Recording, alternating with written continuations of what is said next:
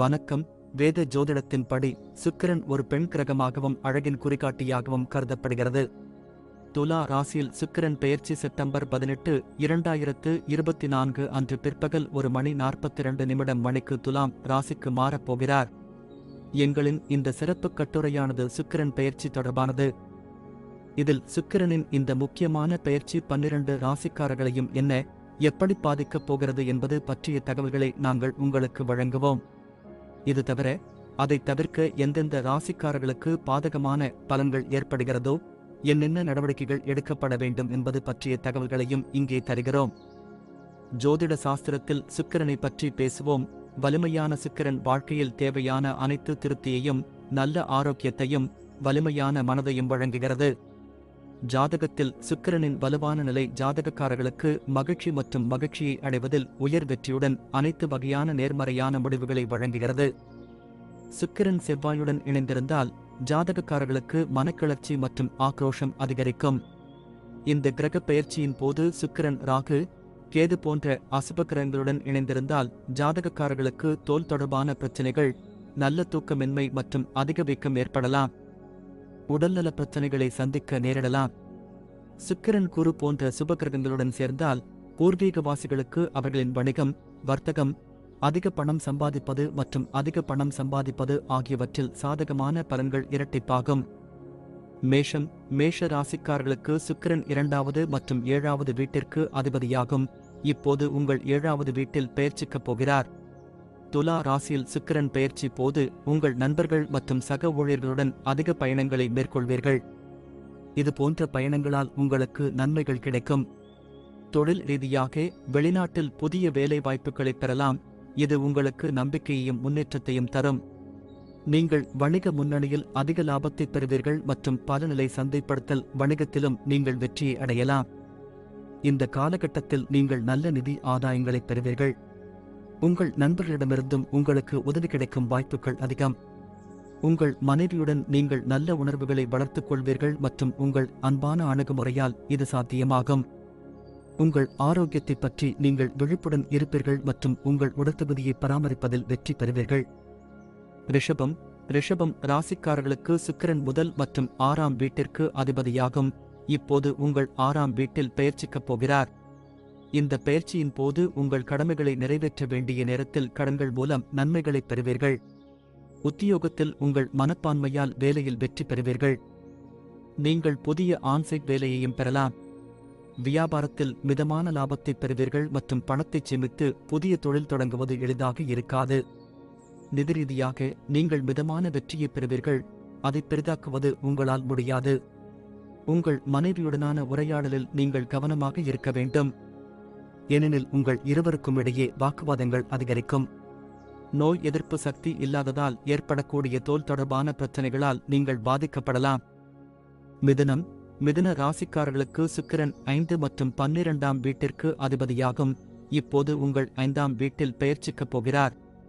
இந்த சுக்கிரனின் பெயர்ச்சியால் உங்கள் வியாபாரத்தில் அதிக லாபத்தை பெறுவதிலும் சூழ்நிலைகளுக்கு ஏற்றவாறு மாற்றியமைப்பதிலும் வெற்றி பெறலாம். நீங்கள் செய்யும் பணிக்கான உயர் வெற்றி மற்றும் வெகுமதிகளைப் பெறுவீர்கள். உங்களுக்கு பதவி உயர்வு வாய்ப்புகளும் கிடைக்க வாய்ப்புள்ளது. வியாபாரத்தில் சூதாட்டம் போன்றவற்றில் ஈடுபட்டால் அதிக லாபமும் பெற முடியும். நிதி ரீதியாக நீங்கள் அதிக பணத்தை பெறுவீர்கள் மற்றும் உங்கள் சேமிக்கும் திறனும் அதிகரிக்கும். உங்கள் மனைவியுடன் நல்லிணக்கத்தை வளர்த்துக் கொள்ள நீங்கள் மகிழ்ச்சியாகவும் அதிக கவனம் செலுத்துவதாகவும் தோன்றுவீர்கள். நீங்கள் விரும்பினால் சரிசெய்தல் மூலம் இதைச் செய்யலாம். துலா ராசியில் சுக்கிரன் பெயர்ச்சி போது ஆரோக்கியத்தை பொறுத்தவரை சில பொதுவான உடல்நலப் பிரச்சனைகளைத் தவிர நீங்கள் பொதுவாக நல்ல ஆரோக்கியத்துடன் இருப்பீர்கள். கடகம். கடக ராசிக்காரர்களுக்கு சூரியன் 4ஆம் மற்றும் 11ஆம் வீட்டிற்கு அதிபதியாகும். இப்போது உங்கள் 4ஆம் வீட்டில் பெயர்ச்சிக்கப் போகிறார். சுக்கிரனின் இந்த பெயர்ச்சியின் விளைவாக உங்கள் குடும்பம் மற்றும் வீடு தொடர்பான பிரச்சனைகளால் நீங்கள் அதிக மன அழுத்தத்தை உணரப் போகிறீர்கள் என்பதால் உங்கள் வாழ்க்கையிலிருந்து நீங்கள் நிம்மதியை இழக்க நேரிடும். உத்தியோகத்தில் இந்த காலகட்டத்தில் நீங்கள் வேலை செய்தாலும் நற்பெயரை இழக்க நேரிடும். வியாபாரத்தில் உங்கள் தரப்பிலிருந்து திட்டமிடல் இல்லாததால் இந்த காலகட்டத்தில் மிதமான லாபத்தை பெறுவீர்கள். நிதி ரீதியாக நீங்கள் மிதமான பண ஆதாயங்களை பெறுவீர்கள். இது உங்கள் தேவைகளை பூர்த்தி செய்ய உதவாது. உங்கள் வாழ்க்கை துணையுடன் நல்லிணக்கத்தை பராமரிக்க முடியாது, ஏனெனில் உங்கள் இருவருக்கும் இடையே அனுசரிப்பு குறைபாடு இருக்கும். உங்கள் தாயை பற்றி சில பெரிய உடல்நலப் பிரச்சினைகளை நீங்கள் எதிர்கொள்ள வேண்டியிருக்கும். இதன் காரணமாக நீங்கள் உங்கள் தாயாருக்காக பணத்தை செலவிட வேண்டியிருக்கும்.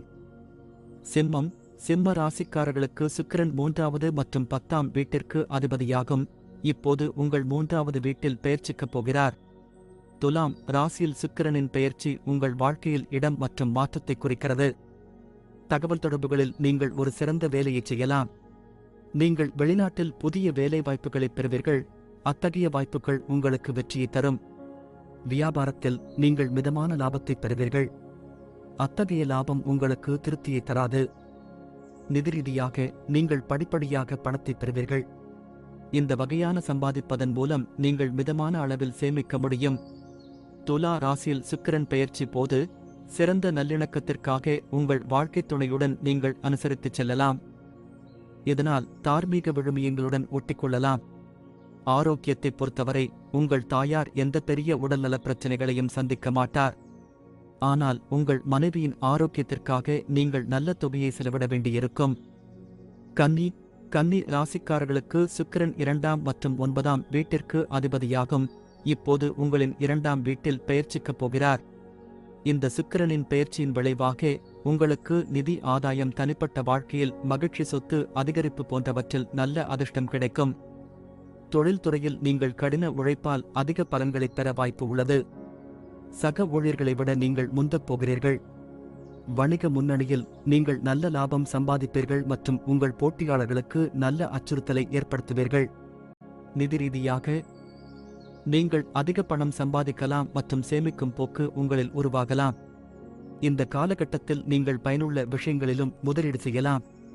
தனிப்பட்ட முறையில் உங்கள் மனைவியுடன் நல்ல இணக்கத்தை பேணவும் உயர்ந்த மதிப்புகளை பேணவும் முடியும். ஆரோக்கியத்தை பொறுத்தவரை நீங்கள் பொருத்தமாக இருப்பீர்கள் மற்றும் உங்கள் நோய் எதிர்ப்பு சக்தி அளவுகள் சிறப்பாக இருக்கும். இது உங்களை மகிழ்ச்சியாக இருக்க வழிகாட்டும். துலாம். துலாம் ராசிக்காரர்களுக்கு சுக்கிரன் முதல் மற்றும் 8ஆம் வீட்டிற்கு அதிபதியாகும். இப்போது உங்கள் முதல் வீட்டில் பெயர்ச்சிக்கப் போகிறார். துலா ராசியில் சுக்கிரன் பெயர்ச்சி நீங்கள் அதிக பொறுமையுடன் இருக்க வேண்டியதன் அவசியத்தை காண்பிக்கும். ஏனெனில் வாழ்க்கையில் அமைதியையும் நல்லிணக்கத்தையும் பேணுவது உங்களுக்கு மிகவும் முக்கியமானதாக இருக்கும். இந்த நேரத்தில் நீங்கள் தடைகளை சந்திக்க வேண்டியிருக்கும். தொழில்துறையில் நீங்கள் அதிக வேலை அழுத்தத்தை காண்பீர்கள். இது உங்களுக்கு மன அழுத்தத்தை ஏற்படுத்தும்.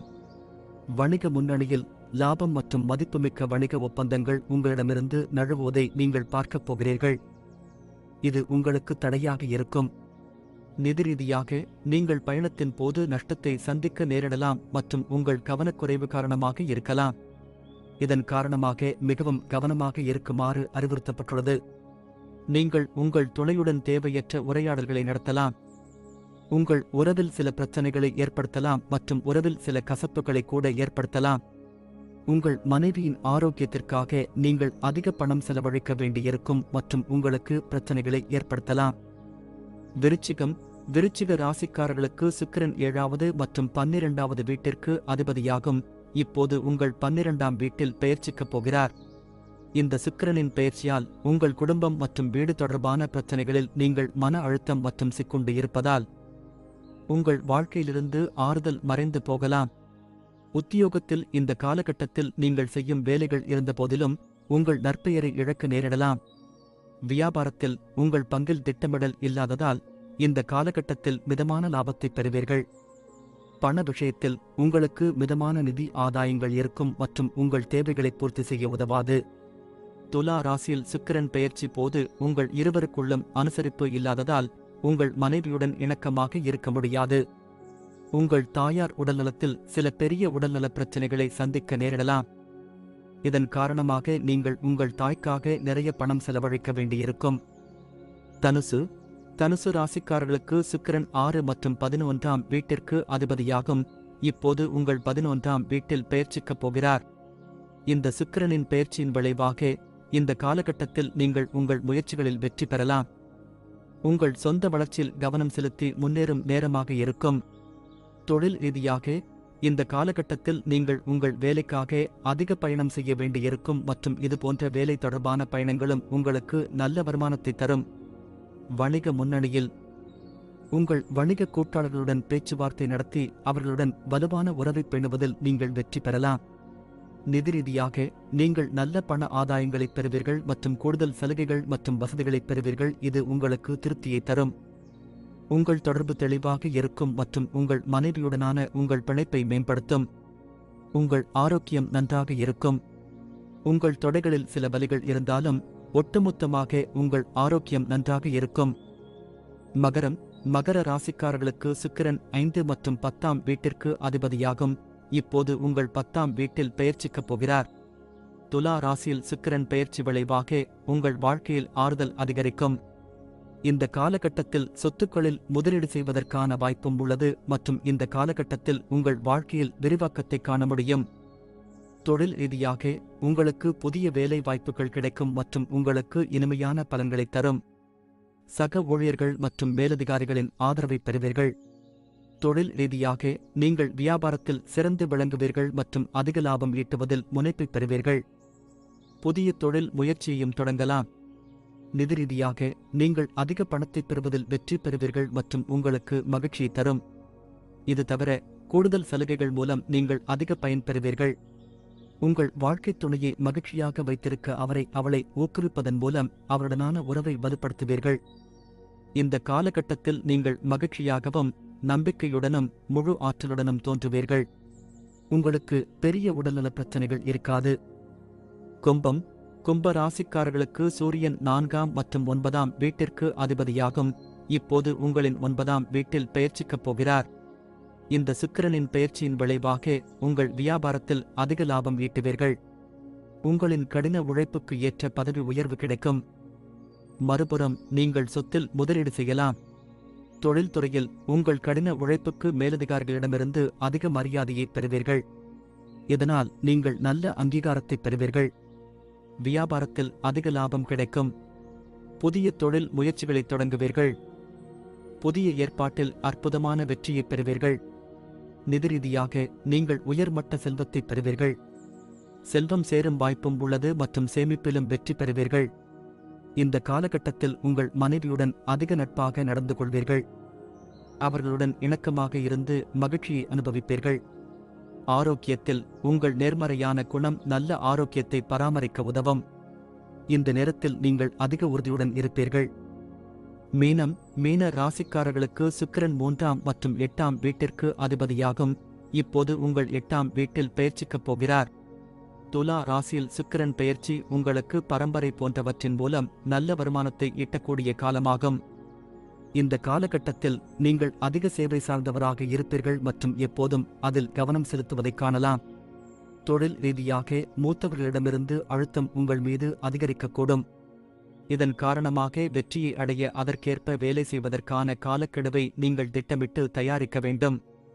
வணிகத்தில் நீங்கள் நன்கு திட்டமிட வேண்டும் மற்றும் வணிகக் கொள்கைகளை உருவாக்க வேண்டும். இதன் மூலம் நீங்கள் நல்ல லாபத்தை பெறுவீர்கள். நிதி ரீதியாக நீங்கள் மிதமான நிதி ஆதாயங்களை பெறுவீர்கள். நீங்கள் சம்பாதிக்கும் பணத்துடன் சராசரி பணத்தையும் சேமிக்க முடியும். தேவைப்படும் சமயங்களில் கடன் மூலமாகவும் பயன் பெறலாம். தனிப்பட்ட முறையில் உங்கள் மனைவியுடன் சரியான ஒருங்கிணைப்பை நீங்கள் பராமரிக்க முடியாது. இதன் காரணமாக நீங்கள் தார்மீக மதிப்புகளை கடைபிடிக்க முடியாது. உடல்நலம் குறித்து உங்களுக்கு தோல் தொடர்பான பிரச்சினைகள் மற்றும் ஒவ்வாமை காரணமாக இருக்கலாம். நோய் எதிர்ப்பு சக்தி குறைவதால் உங்களுக்கு ஒவ்வாமை ஏற்படலாம்.